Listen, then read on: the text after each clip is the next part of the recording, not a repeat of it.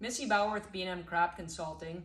Today we're in the shop to analyze some of our planter uniformity evaluation studies that we had out.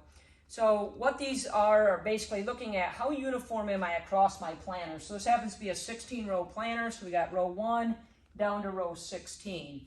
Now at the time of emergence, we were going out every 24 hours once initial emergence started, and we were marking plants with a certain flag color as they were coming up, and continued that during the emergence. So we could see that there were some plants that come up a lot later. These are the ones that resulted in these small ears, or even in some cases no ears at all. And then the ones that all came up more together, kind of within that 24-hour window of one another, is where we're getting more of our consistent ear size. But one of the things we're after with this is across the planter itself, uniformity. And as you take a look across here, you can see we have a lot of variation in these rows, even in populations and in the amount of variation in the ear size itself. So this is a lot more variability than what we would like to see.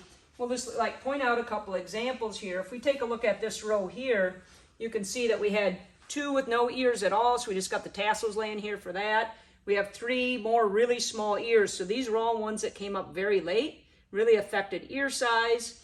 This one not quite as late, and we kind of had 3 more that were a little closer to the others. But when you take a look here, I've got 1, 2, 3, 4, 5, 6, 7, 8, 9.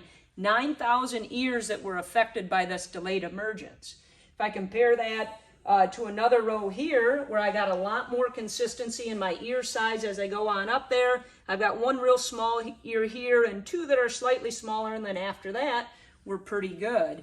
So a lot of variation out here. My ideal situation would try to get more rows that look like this here, where I've got more consistency to my ear size, that every row of the planter would look like that. Now, what does this all go back to? Some of this is going to go back to how that planter is set up. Is your block test as far as your actual planting depth the same across the planter? Were things getting loose or worn out on certain rows of the planter? So a lot of this will go back to planter setup. So we really recommend going through some of those video series on watching the planter setup and making sure we have everything set right on the shop itself.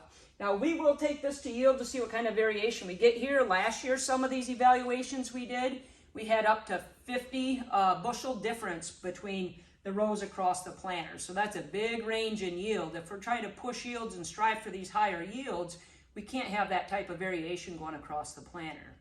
So a lot of us are sitting right now during harvest because we've had a lot of moisture here recently. Something you could, while you're waiting, go out to your fields and start on row 1 of your planter and just harvest 1,000 of an acre.